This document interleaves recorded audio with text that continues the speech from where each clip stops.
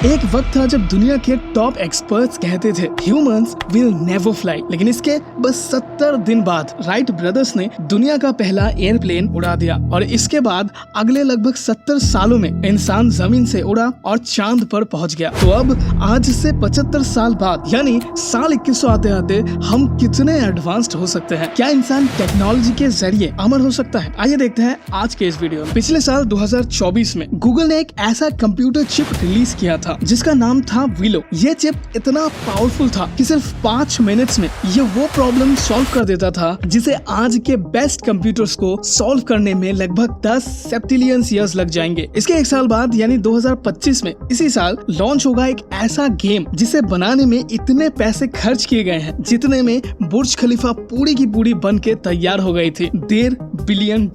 और अब से अगले कुछ ही सालों में दुनिया की सबसे बड़ी बिल्डिंग रेगिस्तान के बीचों बीच बन के तैयार हो जाएगी, जेदा टावर, जिसकी ऊंचाई तकरीबन 1 किलोमीटर होगी। ये टावर एक बड़े अर्बन प्रोजेक्ट का हिस्सा है जिसका नाम है जेदा इकोनॉमिक सिटी। इस पूरे प्रोजेक्ट की कीमत तकरीबन $20 बिलियन है और सिर्फ जेदा टावर बनने में ही $1.2 बिलियन खर्च होंगे। साल 2030 आते आते आज तक का सबसे एडवांस्ड टेलीस्कोप बन के तैयार हो जाएगा जिसका नाम है जायंट मैगेलन टेलीस्कोप। ये एक बहुत ही एडवांस टेलीस्कोप होने वाला है जो चिली के अटाकामा डेजर्ट में बन रहा है, एक ऐसी जगह जहां एस्ट्रोनॉमी के लिए बिल्कुल आइडियल कंडीशंस है, मतलब आसमान बिल्कुल क्लियर रहता है। ये टेलीस्कोप साल 2030 के आसपास ऑपरेशनल होगा और ये आज तक का मोस्ट पावरफुल टेलीस्कोप्स में से एक होगा जिसका total collecting area 368 square metres होगा। मतलब ये टेलीस्कोप हबल स्पेस टेलीस्कोप से भी तकरीबन 10 टाइम्स ज्यादा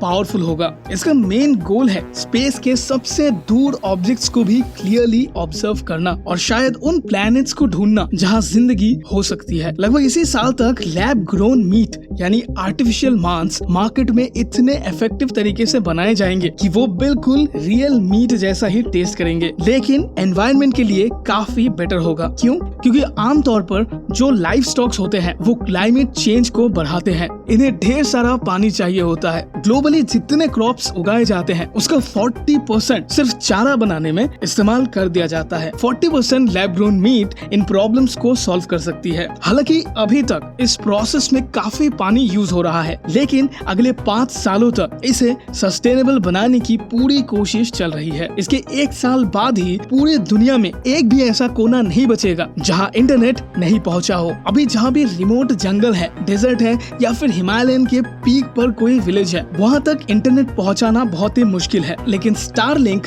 इलॉन मस्क की कंपनी, वो ऐसे हजारों छोटे सैटेलाइट्स को स्पेस में भेज रहे हैं जिससे दुनिया के हर एक कोने में इंटरनेट अवेलेबल होगा। कल अगर जंगल में कोई भी इंसान फंस जाए तो भी वो इंटरनेट के जरिए इमरजेंसी हेल्प बुला सकता है। लेकिन इसी के चलते WHO के एक रिपोर्ट के मुताबिक एस्टिमेट्स है कि 6% ह्यूमंस जो आज डिप्रेशन का शिकार है पूरी दुनिया में, साल 2030 आते आते ये नंबर बढ़ के 20% तक हो जाएगा। इसके 2 साल बाद यानी साल 2032 आते आते हम पहले म्यूटेंट ह्यूमन बेबीज को देख पाएंगे। आज की जीन एडिटिंग टेक्नोलॉजीज जैसे CRISPR थियोरेटिकली अलाउ करती है कि हम किसी बेबी के जीन्स को मॉडिफाई कर सके, जैसे आई कलर, हाइट और इवन के डिजीज रेजिस्टेंस या इंटेलिजेंस तक। हालांकि ये लीगल नहीं है, लेकिन फ्यूचर में अगर ये टेक्नोलॉजी लीगल और सेफ हो गई तो रिच लोग अपने बच्चों को जेनेटिक अपग्रेड्स दे पाएंगे, जैसे बेटर मेमोरी, मसल्स या हेल्थ। इससे एक ऐसी जेनेटिक क्लास डिवाइड क्रिएट हो सकता है जिसमें रिच लोग स्ट्रॉन्ग, स्मार्ट और हेल्दी बनेंगे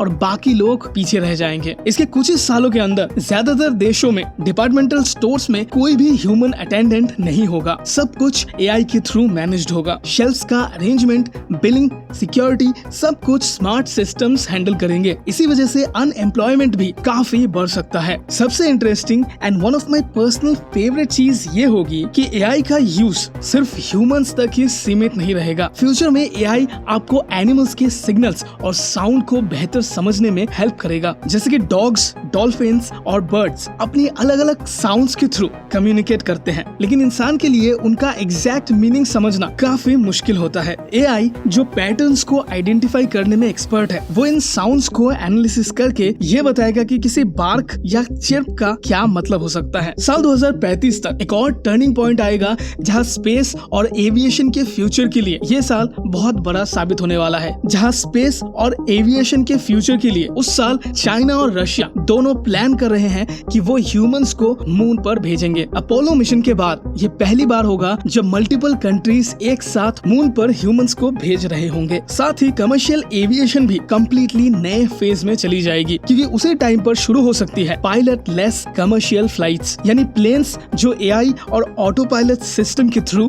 ऑपरेट होंगे बिना किसी इंसानी पायलट के। साल 2037 तक हम एक्सटिंक्ट हो चुके एनिमल्स को दोबारा से वापस लाने लगेंगे, जैसे मैमथ। थोड़े ही टाइम बाद हम पहले रियल साइबॉर्ग्स को देख पाएंगे। आज भी हम टेक्नोलॉजी का यूज करके अपने ब्रेन सिग्नल से मशीन्स को कंट्रोल कर पा रहे हैं। इसका एक एग्जाम्पल है एक रशियन इंजीनियर जिसे लोग आयरन मैन कहते हैं। उसने एक ऐसी सूट बनाई जिससे वो सिर्फ अपने दिमाग से मूवमेंट को कंट्रोल करता है, लेकिन ये अभी भी सिर्फ बेस लेवल है। आगे जाके एआई और ह्यूमन बॉडी का इंटीग्रेशन और भी पावरफुल और कॉम्प्लेक्स हो सकता है। फ्यूचर में ब्रेन चिप्स जैसे न्यूरालिंक आपके दिमाग का डायरेक्ट अपग्रेड बन सकते हैं। ये साइड थोड़ी सी वियर्ड है, हो सकता है कि आपके ब्रेन के अंदर अनस्केपेबल एड्स भी आने लगे, लेकिन दूसरी साइड काफी एक्साइटिंग है। आप सिर्फ सोचकर मैसेज या साउंड और फाइल सेंड हो जाएगी किसी दूसरे न्यूरालिंक चिप इंजेक्टेड ह्यूमंस में। मूवीज और म्यूजिक भी डायरेक्टली ब्रेन में स्ट्रीम हो सकती है। No screens, no headphones, nothing. और ये सब फ्यूचर की बात नहीं है, ये टेक्नोलॉजी ऑलरेडी एग्जिस्ट करती है। नाम है ब्रेन मशीन इंटरफेस। जैसे एक यूजर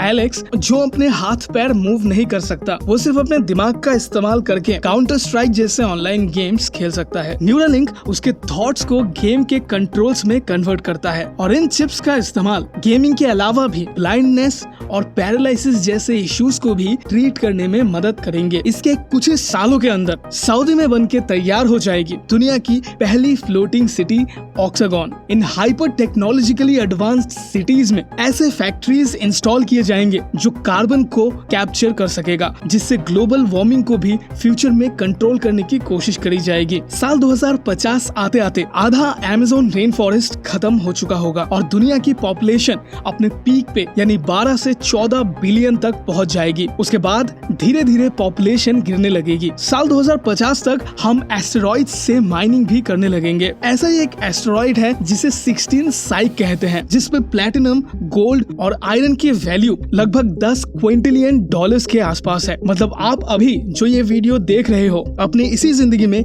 कॉस्मिक माइनक्राफ्ट को भी देख सकोगे। साल 2051 तक 3D प्रिंटर से बनाए गए ऑर्गन्स इतने कॉमन हो जाएंगे कि आप अपने डॉक्टर्स के पास जाके अपना नया ऑर्गन प्रिंट करवा सकते हो। साल 2055 तक कैंसर का इलाज पूरी तरह से कॉमन हो चुका होगा, लेकिन ये तब भी सस्ता तो नहीं होगा, क्योंकि कैंसर एक बहुत ही कॉम्प्लिकेटेड बीमारी है। ये इलाज कोई एक पिल नहीं होगी, बल्कि मल्टीपल ट्रीटमेंट्स का कॉम्बिनेशन होगा, जो कैंसर की मौत को इतना कम कर देगा जितना आज हम फ्लू के साथ देखते हैं। साल 2060 तक दुनिया की इकोनॉमी थोड़ी सी क्रेजी हो जाएगी। सबसे रिलायबल प्रोजेक्शंस के मुताबिक इंडिया का जीडीपी यूनाइटेड स्टेट्स से भी बड़ा हो जाएगा। टॉप 5 इकोनॉमीज होंगे कुछ इस ऑर्डर में: China, India, United states, Brazil और जर्मनी। अगले कुछ सालों में मून और मार्स पर पहली ह्यूमन कॉलोनीज बनेगी। मून की ग्रेविटी अर्थ से 6 टाइम्स कम है और वहां से रॉकेट लॉन्च करना बहुत ही इजी होगा। तो इसके मुताबिक मून बनेगा हमारा launch pad to the universe. साल 2070 आते आते कॉमर्शियल न्यूक्लियर फ्यूजन आ चुका होगा। जैसे सूरज हाइड्रोजन को मिला के हीलियम बनाता है, हम भी वही करेंगे। एनर्जी होगी क्लीन, अनलिमिटेड एंड पावरफुल। फिर आएगा साल 2075 और पूरा होगा दुनिया का सबसे बड़ा project the line city. Saudi Arabia के डेजर्ट में बनेगी एक 170 किलोमीटर लंबा और 500 मीटर ऊंची सिटी। Cost $1 trillion. इसके सिर्फ 5 सालों में ही इंसान सक्सेसफुली बना चुका होगा पहला स्पेस एलिवेटर। 36,000 किलोमीटर ऊंचा एक ऐसा स्ट्रक्चर जिससे इंसान लिफ्ट की मदद से स्पेस तक ट्रैवल कर सकेगा। और अब आती है सबसे अजीब बात, साल 2085 तक कुछ ह्यूमंस के अंदर होंगे नैनो रोबोट्स जो उनके सेल्स को रिपेयर करेंगे, मतलब एजिंग रिवर्स होगा। अगर टेक्नोलॉजी ने इससे भी ज्यादा तेजी पकड़ी तो आपके ग्रैंड चिल्ड्रन इमॉर्टल हो सकते हैं। और अगर कोई ऐसी बीमारी आ जाए जो अभी इनक्यूरेबल है, जिसका इलाज किसी ने ढूंढा नहीं है, तो इंसानों के पास एक ऑप्शन होगा क्रायोजेनिक फ्रीजिंग, अपनी बॉडी को फ्रीज करके एक ऐसी स्टेट में भेजना जहां पर इंसान को तब अनफ्रीज किया जाएगा जब फ्यूचर में उस बीमारी का क्योर मिल जाए। और फिर आता है साल 2100, सरकार एआई चलाएगी और डिसीजंस लेंगे एल्गोरिदम्स। इतनी एडवांस्ड मशीन होंगी कि इंसान उनके डिसीजंस का लॉजिक भी शायद समझ ना पाए। वो तय करेंगी कौन जेल जाएगा, किसे जॉब मिलेगा और कौन डिजर्व करता है एक हॉस्पिटल बेड। लेकिन वेट, ये सब तो ऑलरेडी शुरू हो चुका है। आज भी रिक्रूटमेंट टूल्स एआई चला रही है। रिज्यूमे स्कैन करने से लेकर शैडो बैनिंग तक सब कुछ एल्गोरिदम से जज कर रहे हैं। किसी पोस्ट को वायरल करने से लेकर किसी क्रिएटर को शैडो बैन तक, सारा कुछ एल्गोरिदम में मौजूद कोड्स के बेस पर ही हो रहा है। तो प्रॉब्लम्स मशीन में नहीं, इंसान में है, क्योंकि एआई वही चीज बताता है जो ऑलरेडी एल्गोरिदम्स में फीड किए जाते हैं। Thank you so much for watching this video.